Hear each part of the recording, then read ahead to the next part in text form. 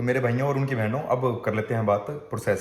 ठीक है, तो प्रोसेस में क्या होता है इसका, जैसे कि आप स्टूडेंट वीज़ा में जो जो डॉक्यूमेंट्स लगाते हो और जितना भी funds. So what's up everyone, this is the bro Shamrani, hope you are doing good. आज हमारे ब्लॉगिंग का डे 106 और पीछे का मौसम चेक नहीं कर सकते गाइस, क्योंकि आज की वीडियो होने वाली है इन्फॉर्मेटिव, और मैं इन्फॉर्मेटिव वीडियोस में आप अपनी दिनचर्या नहीं दिखाता, तो वो चीज़ नहीं करेंगे क्योंकि आप ज़्यादा से ज़्यादा लोगों से ये शेयर कर सकें। तो आज का टॉपिक हमारा रहने वाला है गाइस कि आप स्टूडेंट वीज़ा मतलब टूरिस्ट वीज़ा को स्टूडेंट वीज़ा में कन्वर्ट कर सकते हो कि नहीं कर सकते हो ऑस्ट्रेलिया में। मतलब टूरिस्ट वीज़ा नहीं बोलते हैं वैसे ऑस्ट्रेलिया में, इसको बोलते हैं विजिटर वीज़ा, ठीक है, टू बी स्पेसिफिक। और मोस्टली लोगों को यही पता था कि टूरिस्ट वीज़ा होता है, क्योंकि मोस्टली हम अपने पेरेंट्स का लगवाते हैं या कई लोग इसको यूज़ करते हैं एज अ सेकेंड ऑप्शन अगर उनका स्टूडेंट वीज़ा नहीं आ रहा है। तो that's a thing and all about it, सारा कुछ तुम्हारा भाई बताएगा क्लियर। तो जानने के लिए जुड़े रहिए गाइस। अब नीचे चलता हूँ और कल जो अपने रोहित भाई ने राजमा चावल बनाए थे वो खाऊंगा पहले, क्योंकि एनर्जी नहीं बची है। और असाइनमेंट्स बना के तुम्हारा भाई पागल हो गया है, क्योंकि यहाँ पे पढ़ाई भी करनी पड़ती है गाइस। ऐसा नहीं है कि आप यहाँ पे आ जाओ और लटर मस्ती करते रहो और क्या बोलते हैं उसको, पैसे कमाते रहो। तो पैसे मुझे कमाओ, that's good as well, but पढ़ाई नहीं छोड़ना, क्योंकि इन दी एंड आपका होता है स्टूडेंट वीज़ा। तो स्टूडेंट का मतलब होता है आप स्टूडेंट हो, चाहे आपकी एज कुछ भी है, स्टूडेंट इज स्टूडेंट। तो दैट्स अ थिंग। और एक और एंड ऑफ द ब्लॉग में कोई एक बात शेयर करनी है आप लोगों से, तो उसको जानने के लिए जुड़े रहिए। पहले मैं आपको देंगे इन्फॉर्मेशन। चलिए शुरू करते हैं। तो जब तक खाना गर्म होता है गाइस, आप लोगों को एक चीज़ दिखाता हूँ मैं। लोगों के फ्रिजों में पड़ा होता है खाना, हमारे फ्रिज में देखो क्या पड़ा, कोका कोला। क्या बोलूँ मैं इन लड़कों को, ऐसा ही है भाई। इतनी कोक पी पी के पता नहीं कहाँ ही जाएंगे ये, मेरे को नहीं समझ आती। दिन के 2-2 3-3 4-4 कैन पी जा रहे हैं कोक का। खराब कर रहे सारी अपनी हेल्थ। लोग इधर प्रोटीन शेक पीते हैं, ये कोक पी रहे। चलो क्या कर सकते हैं, मूवी लगाते हैं कोई, बैठ के खाना खाते हैं, वो दिखाता हूँ आपको और उसके बाद देता हूँ आपको इन्फॉर्मेशन। तो यार आप लोगों को पता नहीं, बट मेरे को राजमा के साथ दही बहुत बड़ी लगती है। तो दैट्स द थिंग, ये है अपनी प्लेट, देख सकते हैं, और साथ में देखेंगे नेटफ्लिक्स और इन्जॉय करेंगे अकेले आज, क्योंकि लड़के अपने पता नहीं कहाँ गए हैं।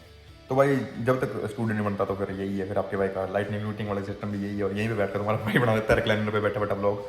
तो not gonna beat the bush, अपना सीधे आते हैं टॉपिक पे कि स्टूडेंट अपना क्या बोलते हैं उसको, टूरिस्ट वीज़ा जो है वो स्टडी वीज़ा में कन्वर्ट हो जाता है।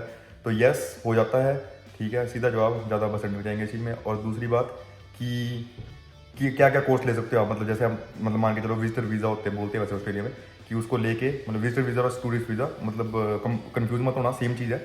तो जैसे मन मान के जब तक टूरिस्ट वीज़ा की टर्म यूज़ करते हैं, क्योंकि मोस्टली लोगों को यही लगता है। तो टूरिस्ट वीज़ा जो है वो आके आप किसी भी स्टडी में ले सकते हो, चाहे ट्रेड कोर्स लो आके। ऐसा नहीं है कि जैसे हम स्टूडेंट वीज़ा में स्पेसिफिकेशन होती है कि आके आपको चेंज कराना है तो आपको दोबारा वीज़ा फाइल करना पड़ता है, ऐसा कुछ नहीं है। आप ट्रेड कोर्स लो, चाहे आके अपना बैचलर्स वाला कोर्स लो, चाहे मास्टर वाला कोर्स लो, बट उसके लिए भी ये है कि आपकी मतलब इंडिया में या किसी देश में आपकी एजुकेशन प्रीवियस क्या थी वो जरूर होनी चाहिए। मतलब आप आके बोलो कि +2 आपने कर रखी है जैसे इंडिया से, और आके आप बोलो कि मेरे को अब सीधे मास्टर डिग्री करनी है, तो वो चीज़ पॉसिबल नहीं है। वो तो मतलब इतना तो कॉमन सेंस होती है।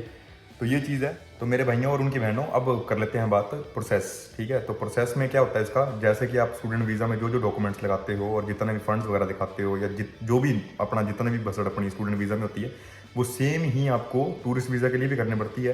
तो आपको फंड्स भी दिखाने हैं, सब कुछ वैसे ही चलता है। बस ये है कि आपको एडमिशन नहीं लेनी पड़ती है कॉलेज में, और आपको जो भी आपकी एप्लीकेशन फ़ीस जो होती है कॉलेज वगैरह की वो नहीं देनी होती है, और आपको COE वगैरह की ज़रूरत नहीं है। आपने सिर्फ बाकी सारे जो आपके फंड्स वगैरह वो दिखा के कि यू आर मतलब आपकी टिकट टुकट जो लगती है कि आपके पास उतने फंड्स हैं कि आप ऑस्ट्रेलिया में सर्वाइव करोगे, तो उतने दिखा के आप और ईजिली अपना टूरिस्ट वीज़ा लगा सकते हो। बट अगर ये भी तब मिलता है आपको, मतलब उनको अगर आपका केस जेन्युइन लगेगा, अगर उनको कहीं भी आपको फ्रॉड वाला डॉक्यूमेंट लगेगा कि ये चीज़ ठीक नहीं है आपके फाइल में, तो वो मतलब एक बार आपको कैंसिल लग सकती है। और अगर आपको कैंसिल लग गई तो फिर आपको स्टूडेंट वीज़ा भी आप अप्लाई नहीं कर सकते। तो मोस्टली अब आप पूछोगे कि इसमें क्रॉस क्वेश्चन करोगे कि ईशान भाई फिर मोस्टली लोग सीधे स्टूडेंट वीज़ा क्यों लगा लेते हैं, तो ये टूरिस्ट वीज़ा क्यों लगाते हैं। तो यार कई लोगों की ना फाइल बड़ी कॉम्प्लिकेटेड हो गई होती है, जैसे गैप ज़्यादा पड़ गया या कुछ भी है, तो वो क्या सोचते हैं कि मतलब एजेंट उनको क्या एडवाइस करते हैं कि अगर मतलब उनके पास एक ऑप्शन बचता है, मान के चलो कि मेरी जैसे बैचलर्स अगर 2019 में खत्म हुई है और 2023 चल रहा है अभी, तो ऑब्वियसली इतना सारा गैप पड़ गया, तो उसको अगर जस्टिफिकेशन नहीं है कि आप जॉब नहीं कर रहे थे या कुछ भी नहीं कर रहे थे आप, मतलब एक जेन्युइन रीज़न नहीं है आपका कि आपका इतना गैप क्यों पड़ा है, तो आपके पास एक ही ऑप्शन बचता है कि आप विजिटर वीज़ा लगा के यहाँ पे आके फिर स्टडीज शुरू करो। और जो अपना टूरिस्ट वीज़ा की जो ड्यूरेशन होती है वो होती है 3 मंथ्स को लेकर 6 मंथ्स के बीच में, जहाँ तक मेरे को पता है। बाकी इतना मैं मतलब स्पेसिफिकली नहीं जानता तो आप सर्च कर लें गूगल पे जाके। और मेरी जितनी भी इंफॉर्मेशन गए जो मैं देता हूँ उसमें मेनली यही होता है कि वो मतलब 99% सही होती हैं, और जो मेरे को लगता है कि मिस इन्फॉर्मेशन है या ये चीज़ सही नहीं है, मेरे को जेन्युइनली नहीं पता, मैं अपने थॉट्स बताता हूँ वैसे तो। बट अगर मेरे को नहीं पता होती तो मैं हमेशा यही कहता हूँ कि मैं गूगल पे जाके चेक कर लो और एक बार जाके डबल चेक कर लो या कंफर्म कर लो, तो वो चीज़ है। और बाकी बताता हूँ कि इसमें अब खर्चा कितना आता है, एक क्वेश्चन आपका ये भी होगा, है ना। तो खर्चा यार कि अपना 200 से 300 या 400 डॉलर के बीच में आता है, जो एप्लीकेशन फीस जो भी आपका प्रोसेसिंग होती है। बाकी आपके फंड्स वगैरह जो शो करने हैं वो आपके अकाउंट में रहते हैं, तो वो आपको दिखाने पड़ते हैं। और बाकी टिकट का खर्चा होता है आपकी, ठीक है। बाकी और मेरे को इतना कुछ पता नहीं है खास कोई खर्चा होता है इसमें। बाकी जो आपका उसके बाद जो खर्चा होगा वो बताता हूँ।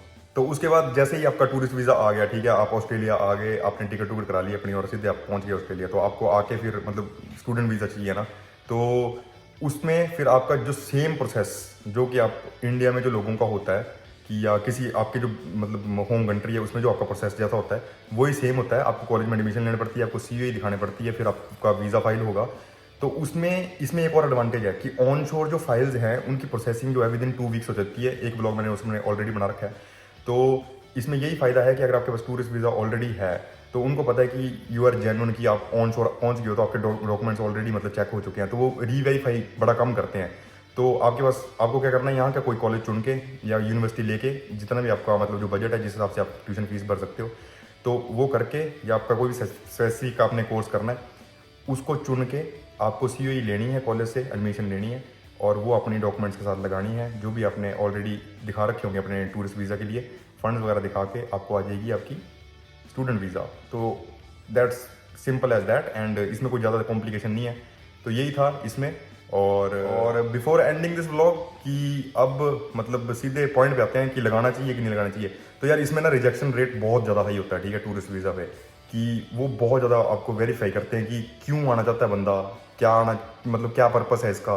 तो आपको सब कुछ स्पेसिफिकली दिखाना पड़ता है। और जैसे कि मान के चलो आप मतलब सेलिब्रिटी वगैरह या कुछ हो तो टूरिस्ट वीज़ा इजीली मिल जाते हैं। बट अगर नॉर्मल प्रोफाइल है आपकी तो वो देखते हैं कि मतलब रिस्क फैक्टर रहता है, मतलब अपनी क्या बोलते हैं उसको, गवर्नमेंट के लिए भी, कि किसी को ऐसे बुलाना। और जैसे आपकी फैमिली वगैरह रहती है जो आपके सिटीजन है या PR हैं वो आपको बुला रहे हैं तो ईजी रहता है, या अगर कोई फंक्शन होता है तो टूरिस्ट वीज़ा वगैरह ईजिली मिल जाते हैं।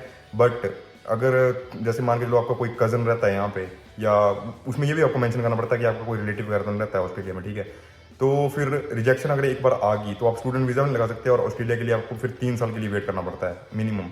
तो मेरे कुछ फ्रेंड्स वगैरह के साथ वैसा हो चुका है। तो ये अप टू यू है, अगर एजेंट आपको क्या सलाह दे रहा है और आपकी प्रोफाइल कैसी है। अगर सब कुछ सही है तो आपको टेंशन लेने की बात नहीं है। सो that's my advice, and that's a wrap of day 106 of vlogging, guys. If you like this video, don't forget to hit the like, share and subscribe button. See you in the next vlog, guys.